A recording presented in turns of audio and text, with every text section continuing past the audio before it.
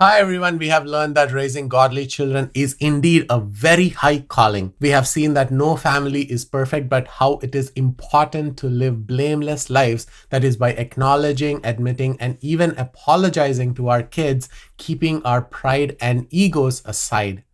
In this video, we will learn all the ways to make our children be obedient to us. It is going to be a heartfelt approach to biblical parenting. Of course, there is no shortcut to make our children obey us, but the knowledge on that will help us go a long way in establishing a strong godly legacy. So let's dive into it. My name is Andy, and you're watching Gospel in Action. Here, I strive to teach the Bible to my fellow brothers and sisters, clear their misunderstandings, if any, and also equip them to reach out to their fellow Hindu family and friends, but all with love and only love. Currently, we are doing biblical parenting series because there is not much information out there. John tells us in 1 John chapter 4 and verse 19, we love because he first loved us.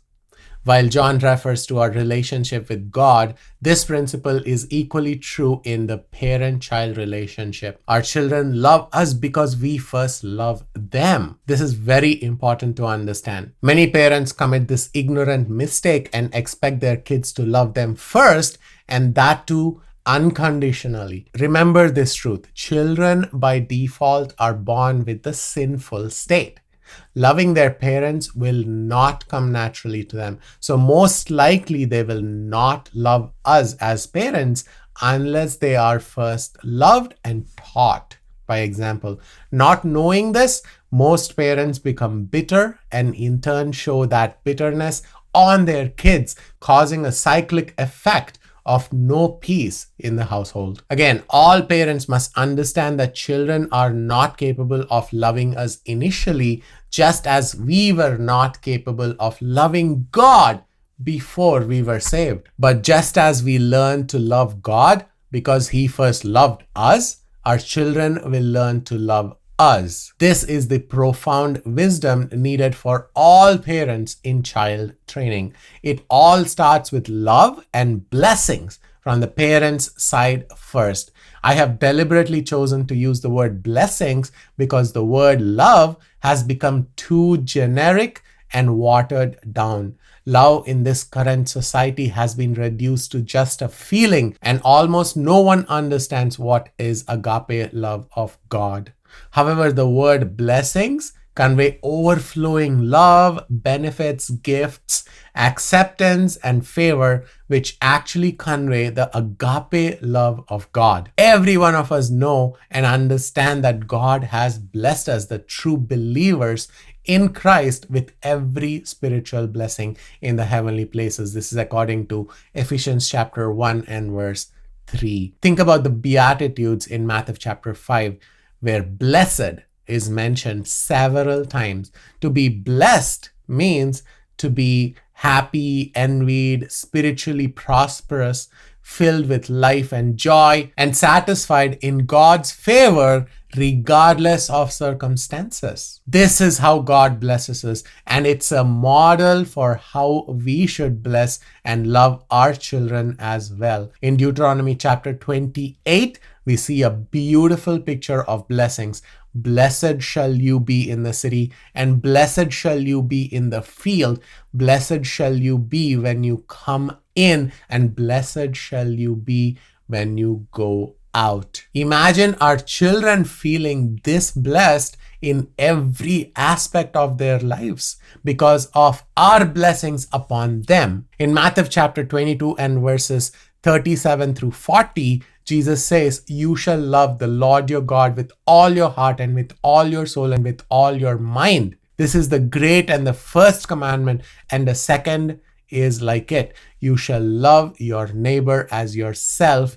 And on these two commandments depend all the law and the prophets. Our children are our closest neighbors, and everything we do in parenting should flow from love. I hope you understand this great analogy.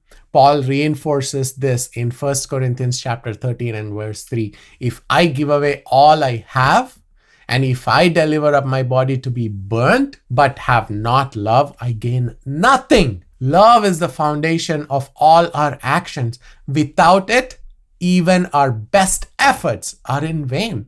So first, we need to understand what is love and then love our children with that love. The best part of it all is that you can do the learning and implementing the same simultaneously.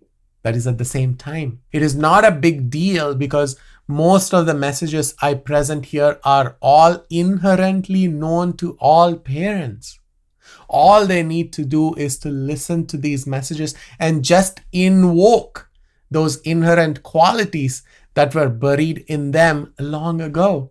All they need to do is to make slight changes to their lives, their careers, and redefine their priorities in life. Of course, I know that it is not as easy as said, but no worries, there is a lot of training and a ton of support available if you really need it. A key point I want to mention through this video is the difference love makes in discipline. Many parents don't understand this part at all.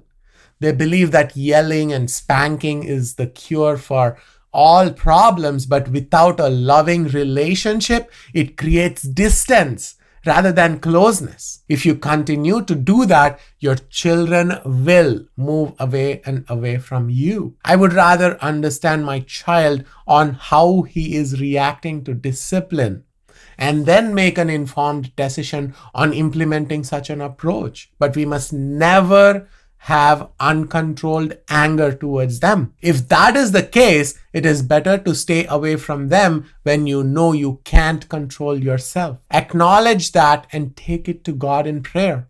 Malachi chapter 4 and verse 6 rightly emphasizes the importance of relationships. And he shall turn the heart of the fathers to the children and the heart of the children to their fathers. Building a relationship with children starts very early. It's not just about correction, but it's about connection. Spend time playing with your children, talking and bonding with your children. This creates mutual respect and makes discipline easier and more effective because it will be rooted in agape love. Here are some practical steps to build this loving relationship. First, play with your children. Engage in their world. Get down on the floor and play with their toys. It shows them you value their interests. Second, spend quality time. Take them along for grocery shopping, read to them, and include them in your activities. 3, communicate heart to heart. Even before they understand words, they can feel your love. So talk to them, sing to them, and share your dreams with them. Number 4, encourage and affirm. Use words of affirmation and love. Let them know that they are valued and cherished. In conclusion, the key to obedience is love and blessings. Our children need to feel our love and acceptance. They thrive under the shining face of us, their parents, just as we thrive under God's shining face. So let us prioritize relationships, love, and blessings in our parenting.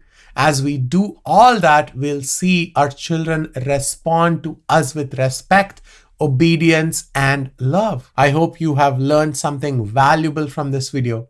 All right, then, thank you for watching. If you have found this message helpful, please like, share, and subscribe for more content like this. May your homes be filled with love and blessings. God bless you all. I'll see you in the next one.